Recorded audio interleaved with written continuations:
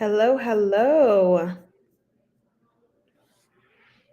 How are we feeling today? Let's hit up the chat. Can I see what's in the chat? Who we got in the room?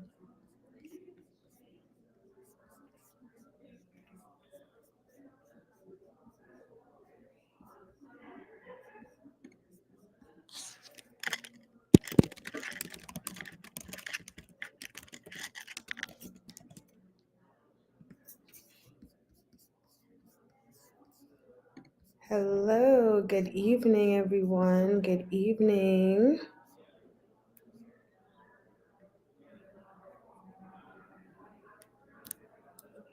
Yes, please, let's connect. Let's connect. I have some giveaways. For those who are connecting with me on LinkedIn. Shoot me a message so I know that you came from Chibaha.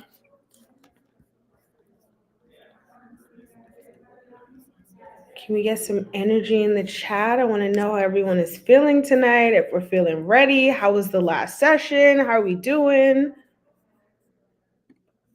Before we dive in.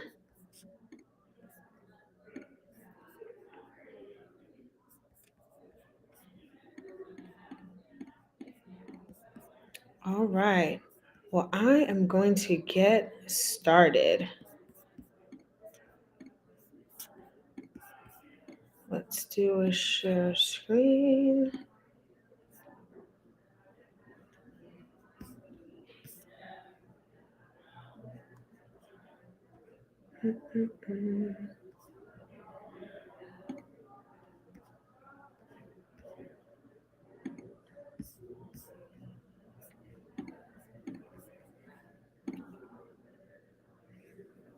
All right.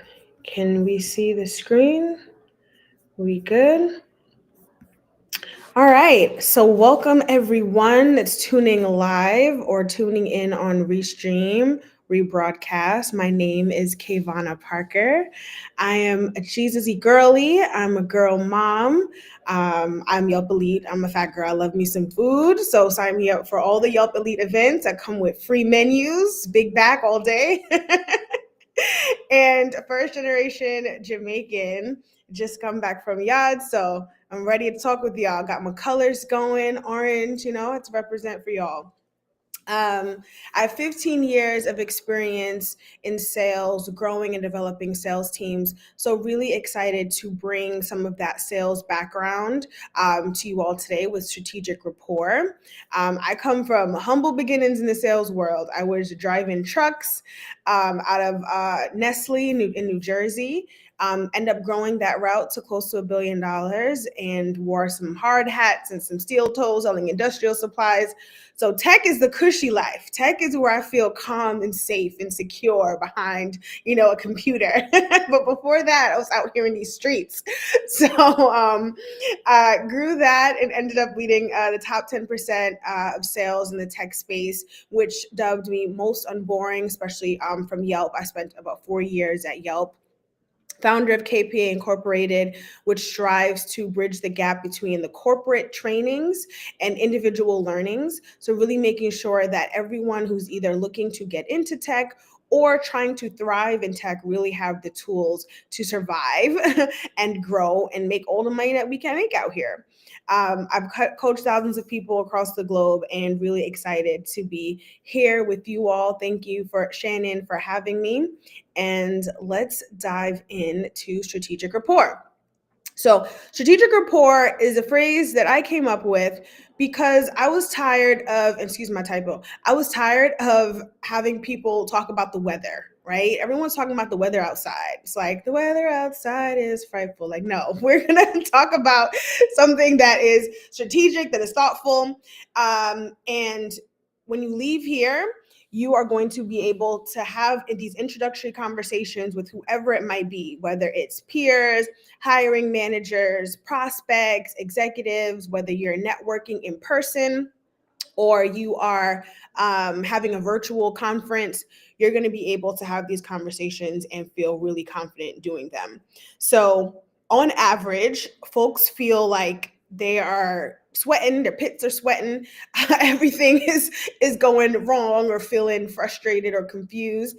And if that's you, if one of this is you, whether you're nervous or just walking into a room gives you anxiety, maybe you're not nervous, but you want to know how you can make the most out of conversations in a short amount of time. We call that in sales the elevator pitch, right? So if you are standing up next to someone and it's awkward, how do you make a conversation? If you know you're going to a networking event, networking is the buzzword now, right? Everyone is trying to talk about how to network effectively.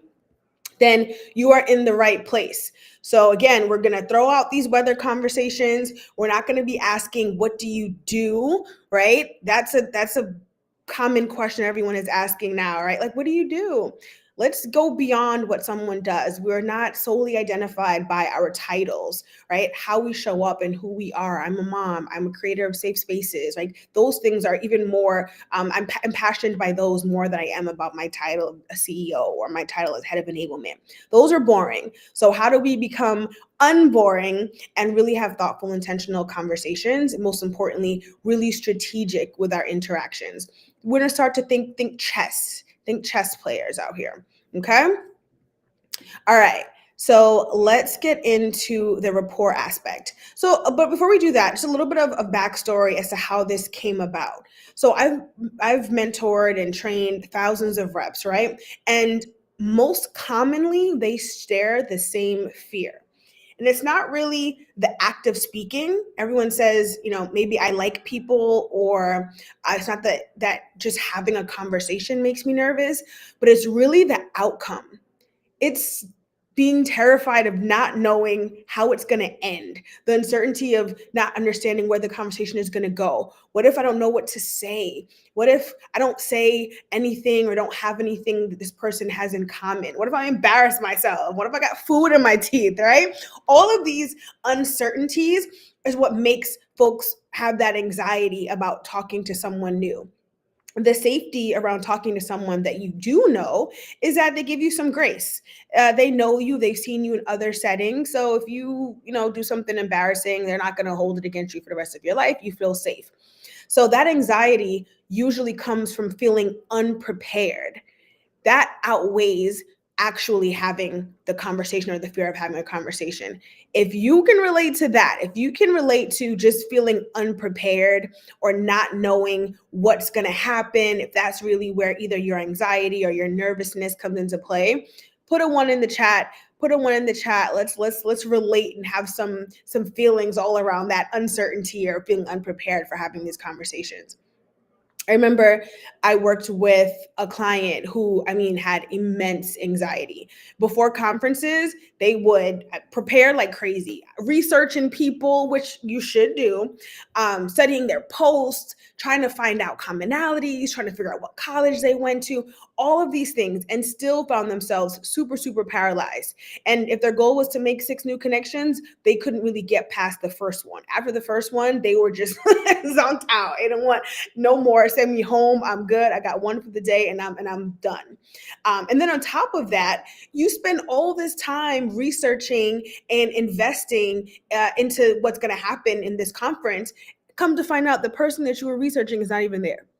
So you wasted hours and hours on all this background, and that had no clue this person wasn't even going to show up. So I recognize the need for folks to have a different approach.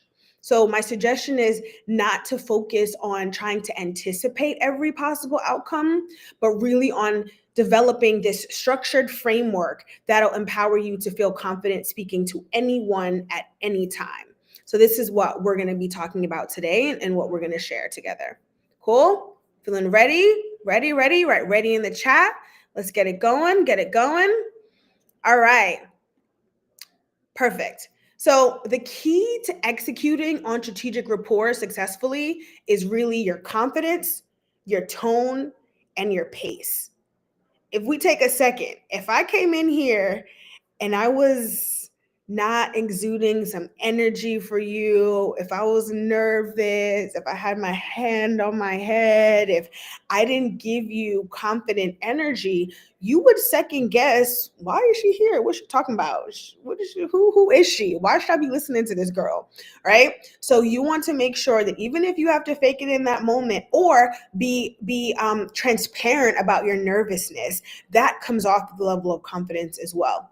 We don't want to be disingenuous, and we don't want to sound like interview like when we talk about some of these questions moving forward. So take a deep breath, have a nice leisure pace as you walk, as you stand. If you're in virtual events, shoulders back, have a smile up, and we can be able to move forward confidently. First, we're going to start with this assumptive introduction. If you had to take a guess as to what an assumptive introduction is, what would you say? What would you say is an assumptive introduction? We know to assume, right? What does it mean to assume? Great, all right. So we're assuming an intro. It's exactly what it sounds like. It sounds like, "Hi, Jonathan, it's Kayvana. How you doing today?" If we're wearing name tags today, look at the name tag. "Hey, Jonah, how are you today? I'm Kayvana." Or maybe there is no name tag, and you just come up and say, "Hi, I'm Kayvana. How are you?" Or, "Hi, I'm Kayvana. What's your name?"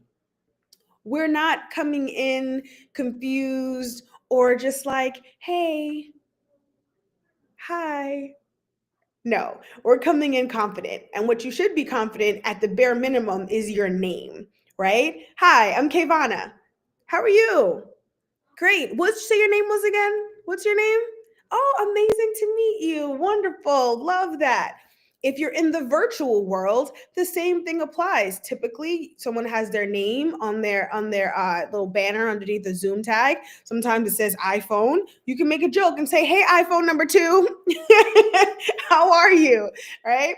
At least you're kind of breaking the ice here, having a little giggle, a little laugh, but you want to present yourself with the confidence of even in your name. How you start those first 5 seconds really is a strong indicator of how the conversation is going to end. For me, I'm a funny person. I like to giggle, I like to laugh. So if I can start off a conversation with a joke or something funny, I'm in my safe space. I feel good because I love to laugh. I love to joke. And if I can get someone to laugh or joke as well, that puts me in a good place. So, what puts you in a good place? And try to execute like that with this assumptive introduction. If we even think about phone calls, if someone called you and maybe said your mom's name or your dad's name on the phone, you probably wouldn't think it was a cold call. You'd probably think they knew your mom or your dad. So you're not so much on guard, you're just more so confused. And you'd rather someone be confused and interested into who's calling or who you're talking to than to feel really standoffish and to be guarded. So the goal is to bring them in, have them feel welcome to either share a laugh, share their name, have a playful tone. And if you get the name wrong, if you pronounce it wrong, my name is not that easy to pronounce. We're saying, "Oh, I'm so sorry." Please, my name is mad syllables. Can you please, how do you say your name? Thank you, forgive me. And then you kind of move forward from there. So we good with an assumptive introduction? Assumptive introductions, confidently introducing yourself, confidently assuming that they are going to return with that same energy. When you assume in a positive way, then you're likely to get a positive result. When you make assumptions in a negative way, you're more likely to get a negative result. So most people who have a fear of something, that fear can likely to come true because you're operating in that same sense. So let's make sure that we're confident and positively assumptive. Good? Good to move on? Great. So we're going to tap in or add on from the assumptive introduction to the rapport itself. So, like I said, we are going away with the weather. Okay. We're not talking about how sunny it is. I'm in New York City. Let me know where y'all are at in the chat. But we're coming away from New York City sun today. It's March. It's Leprechaun Day or day after Leprechaun Day, right? We're moving away from that. And we are going to be strategic. The way that I define strategic rapport, it's casual conversations that position you to get valuable information about the person that you're speaking with their business, their mission, or their assignment. So I'm going to say that again. Strategic rapport, defined as casual questions that position you to get valuable information about the person you're speaking with and their business, their purpose, or their assignment. So if we just rest in that for a second, you can start to think about questions that are strategic but still casual.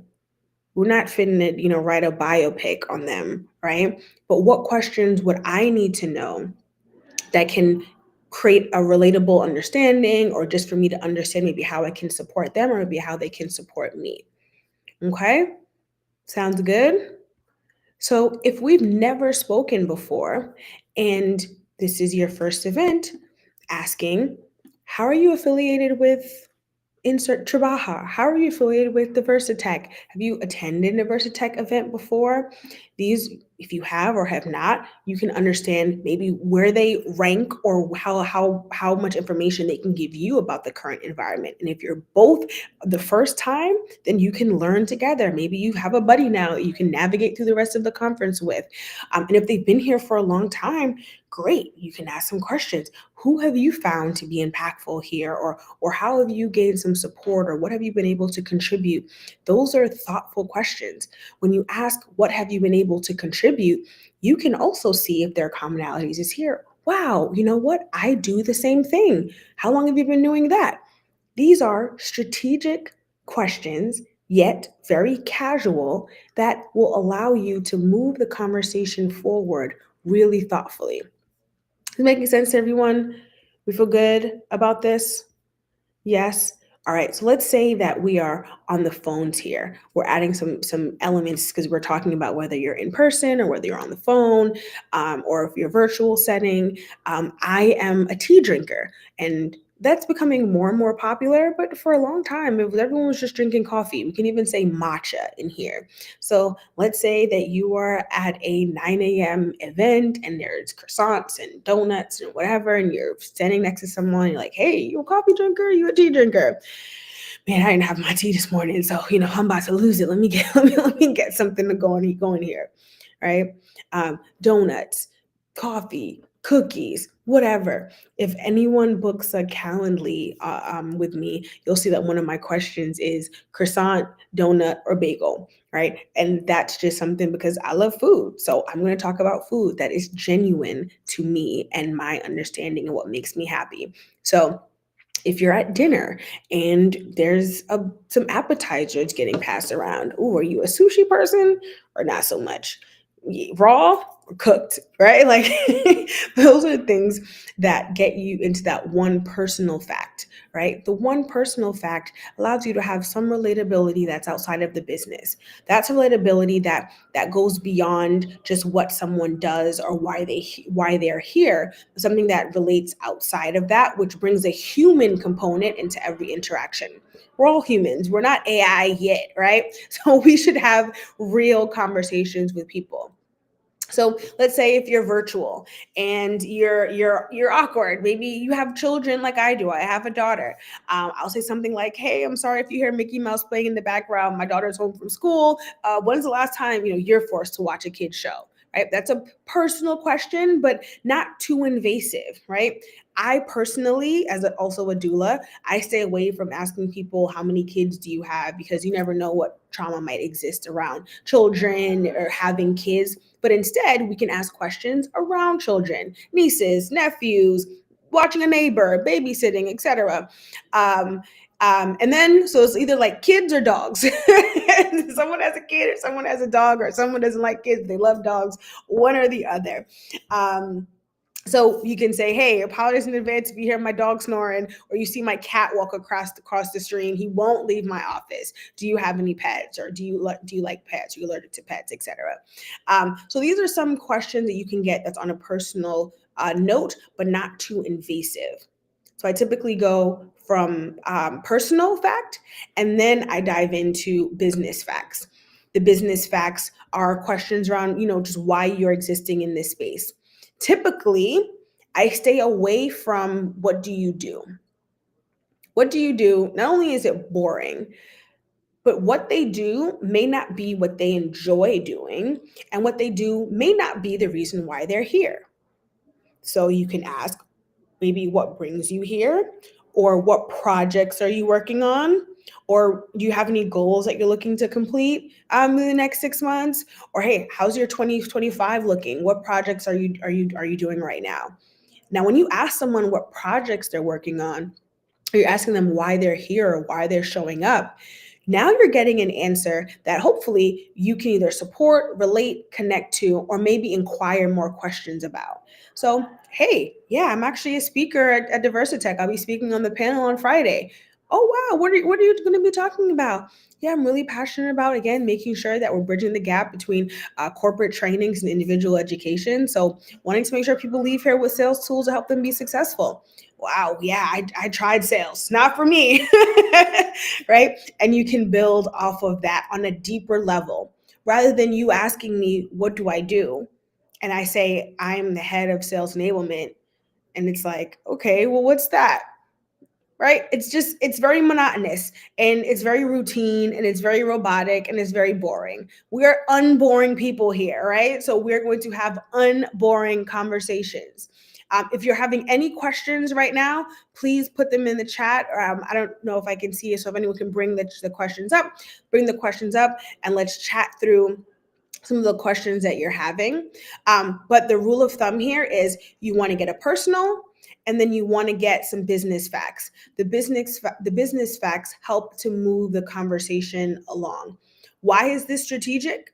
Why is it strategic to have a personal fact and then say business facts? If we take a second and just think about that, what is the strategy behind not just asking the weather, but asking personal information and business information if we think through it for a couple?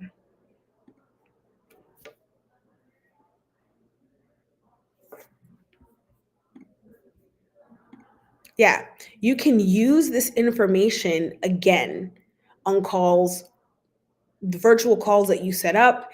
If you have an action item to schedule time to talk, if you're setting up a coffee date or a coffee chat, you have the ability now to use this information as a baseline for your next call. So I mentioned in the beginning of this workshop that most people have a fear of these conversations, not because of the act of having them, but because of the fear of the outcome or the uncertainty of how the thing will progress. Well, if you leave this conversation with three pieces of information, then you know for a fact, then you can go into that next conversation with those three pieces of information. One, hey, how's the dog? Right? Or hey, how's your daughter? How's your son? How's your nephew? Whatever, whoever that is, that's your personal fact. Maybe you can go in with the donut. It was St. Patrick's Day. Did you have Dunkin' Donuts? Did you see all them green donuts in there? Yeah, cool. Right? You can talk about a personal fact there. You can recap or ask about that product that they're working on. Hey, it's been a while. How are you faring towards, you know, getting that college tour going? How are you faring towards creating this new marketing strategy? How's that going for you? Any way I can help you out? Any way I can support? Anyone in my network that you've seen that I can connect you with? Right? So that unknowing or not knowing how to move that ball forward, you've already cleared that. You've already gotten at least three pieces of information for you to move forward with and that you can reference that makes this conversation a lot stronger. So we're not saying another rainy day in New York City or another sunny day, right? You're actually having thoughtful and strategic conversations that folks can grab a hold onto and build on. And this makes relationships a lot stronger. All right. So we've tackled three things so far. We've got the confidence, the tone, and the pace. We've got your intro, assumptive intro, and then we've got the strategic rapport. So before we move on to the final piece in the last 5 minutes, and again, if you have any more questions, put it in the chat. Let's put these two together, right? So let's say that we are in person and I'm doing my assumptive intro. I'm saying, hi, Kayvana here. Or, hi, I'm Kayvana. What's your name? Hi, I'm Kayvana. How are you? How's it going? If there's a name tag situation, hey, Jonathan, Kayvana here. How are you? Nice to meet you. Confident, strong, assuming positive intent because my energy is positive and I can move forward now after they say, maybe they correct me and they say, oh, no, not Jonathan. This is Bob. So sorry. Hey, Bob. Nice to meet you. Give a little giggle, be lighthearted, be unafraid of being wrong, and then let's move on. Wow, maybe say something about yourself. It's my first time at this conference, or it's my first time attending this event virtually. How many of these have you attended, or have you been a member of this organization long? No, yes. I'm curious, what value have you found here, or what brings you coming back here every year or every month, or etc.? Wow, that's pretty cool. Yeah, no, me myself, I'm looking forward. Da, da, da, da, da, right? So now you're having thoughtful conversation. You have maybe it's an assumptive, confident tone, and you can go into a personal fact here and say, for me, yeah, I was late because I had to get someone to watch my daughter. I don't know. Have you ever had issues with caretaking, or you got here on time? You drive, you take the train. Maybe they drive, maybe they don't. You get to figure out if they have a car or not. My friend just bought a car. So whenever someone asks her about cars, she gets really, really excited because she hasn't owned a car in 5 years. You never know what's going to make someone smile or what's going to engage someone when it comes to these personal or business facts. So you just want to be thoughtful and move beyond the basics. Does that sound good? We here got it so far. Strategic intro and rapport. Yes, we're good. All right. If you are streaming from LinkedIn, I unfortunately cannot see the questions. So I will reply and come back around if there are any there, and I'll check on my LinkedIn after this to engage with anyone who's responding over there. All right. So finally, the last 2 minutes, we are going to talk about how do you end these conversations? How do you make sure that you move the ball forward? This person actually wants to have a conversation with you again. That is the value and the command. Don't get intimidated by the command word. The command word is simply just saying that you want them to take an action with you. You want them to take a next step. So you're going to ask a question or invite them to take an action so you can continue this further past this point. So at this point, hopefully the conversation is going well. You had a solid intro there, introducing yourself, and they're shared about themselves. We all know that everyone loves to do is talk about themselves. You've asked them questions about them, and now you're going to say, "Man, listen, yeah, I really enjoyed this conversation," or "It's so loud in here. Here's my LinkedIn. Let's connect." Action item, command. Let's connect. Or here's my Calendly, or can you mind sharing your Calendly? I'm happy to share mine if you don't have any, or your booking link, or your calendar to book time. I would love to talk more about this goal you have, or this project, or I want to think through some ideas of this. That sounds really interesting. Maybe we can partner together somehow, some way. What's your booking link, or what's your Calendly, or when's a good time to chat, or what are you doing after this? Will you be here the whole event?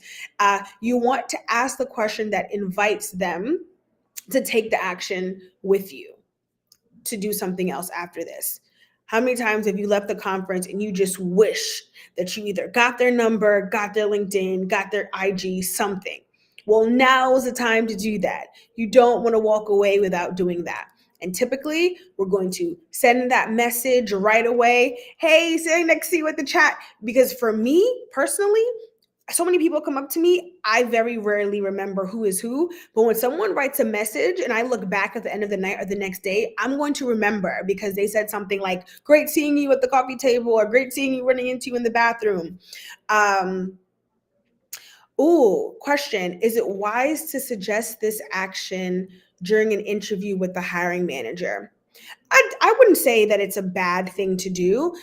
Typically, I would hope that you would have had that information beforehand if you could have. But if you feel confident in your LinkedIn, then for sure you can say, "Would love to connect with you on LinkedIn." And then they'll find their name. But I would definitely recommend trying to find that information beforehand. If not, Absolutely. Absolutely. You can ask for that action item. It shows your investment into them, into the company per se. So great question, Marco, and I totally agree that you should. Um, Great. So you have this command. Also, tie the value to this command, right? So we don't want them to be acting out on a step arbitrarily for no reason. You want to tie. So even Marco, to your question, why, right? Hey, I would love to hear more about what you're doing with the company. Let's connect on LinkedIn. Or hey, sounds like you and your team are doing this, and that, or you're growing 3x and next phase. I would love to stay in touch. So it's my time, y'all. But thank you all for joining the session. Please connect with me on LinkedIn. I'm getting the queue to go. So thank you, thank you, thank you. And I will see you on LinkedIn or on Friday at Trabaja, Thursday and Friday at Diversitech conference. I'll see you there, y'all.